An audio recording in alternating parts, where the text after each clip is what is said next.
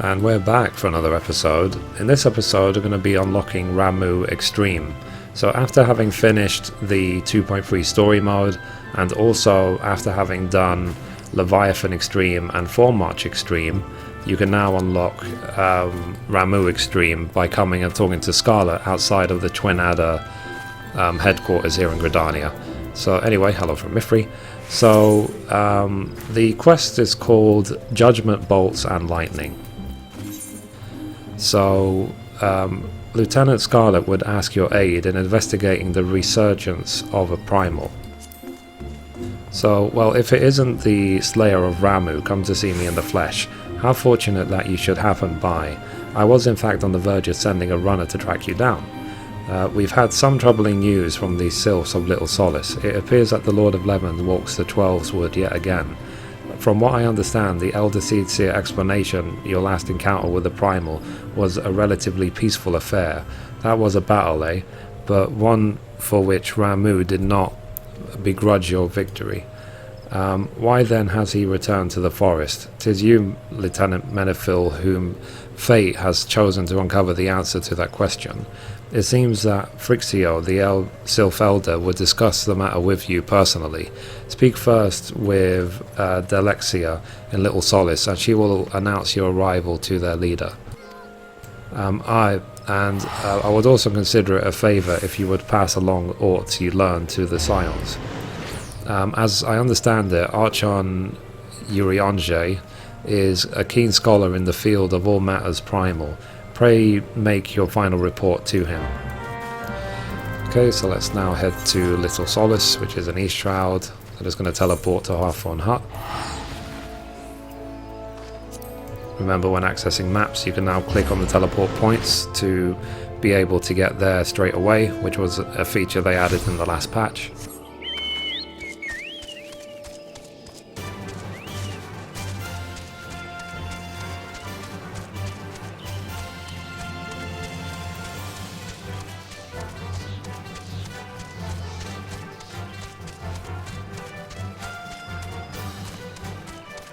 So, short run to Little Solace. There is Delixia. So, Walking One is here. Has Walking One heard of Lord Ramuh's return?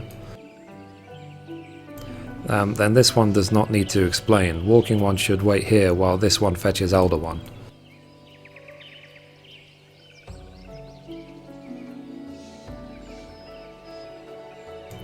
Walking One is most welcome in these one's home.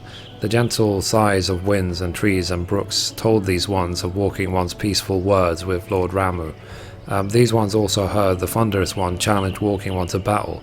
This one is certain that Lord Ramuh was pleased with Walking One's strength. And such strength Walking One has. Arrow-shooting ones often tell grand tales of Walking One, and these ones are glad to call Walking One friend. But this one must warn Walking One. Touch One has summoned Lord Ramuh once more, and this time with an offering of many, many more crystals. This one does not think the Thunderous One means to bring judgment to Gridania. After all, Ramuh made a special promise to Walking One. It is the intention of Touch Ones that concern this one. Touch Ones yet act in fear and in hate. Even should Lord Ramuh ignore Touch One's destructive wishes, his presence alone drains the land of Ether. It is not just Gridania, but the entire realm that Thunderous One threatens. Life will seep from soil, crops will wither and die. Then, though Lord Ramuh will it otherwise, Walking Ones will go to war over what remains. This one begs Brave and Courageous One to fight again. Touch Ones must understand that summoning Thunderous One is futile. That Thunderous One respects the strength of Walking One.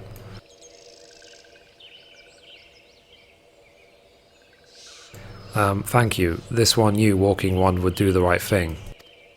Walking One knows how to visit the striking tree. Touch the Aetheryte found in the domain of Touch One, and Walking One will soon be face to beard with Lord Ramuh. These ones will listen to forest voices for news of Walking One's victory.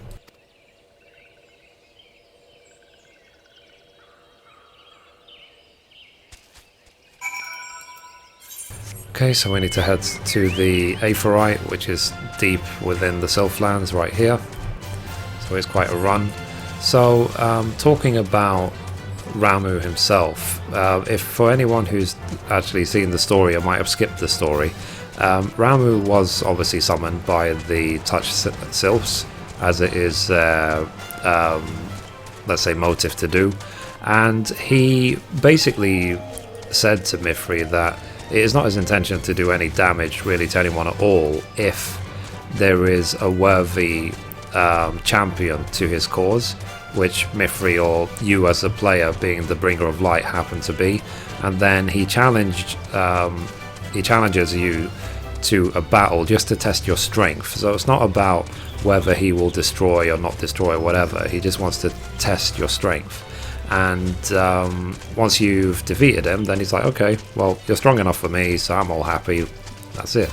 So now obviously what's happened is, as keeps happening with all the different beast tribes, is that they've summoned him again with much more powerful crystals to strengthen him a lot, which is why it's the extreme mode. And he has to be defeated again, because as the Sylph just said, if you don't defeat him, he will drain all the aether of the land and things will start to wither and die. So there is a very good explanation in the 2.3 story mode, if you haven't seen it already, which explains how the aether of the land and people's souls travel between life and death, and what the primals do in the same situation. So the idea is basically is that the primals do not die really. They can't die, they're immortal, but so they can go back and forth between life and the ethereal plane. And so when you see a primal like Ifrit or Garuda or whatever, it's basically just a aether or a soul which has been brought back to life, usually using with an offer of crystals. So because, as I said, they used a lot more crystals this time, that's why he will be a lot stronger than before, because his physical being will have a lot more substance than before.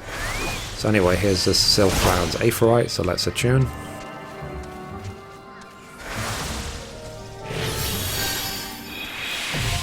That's it. The Striking Tree Extreme is now accessible.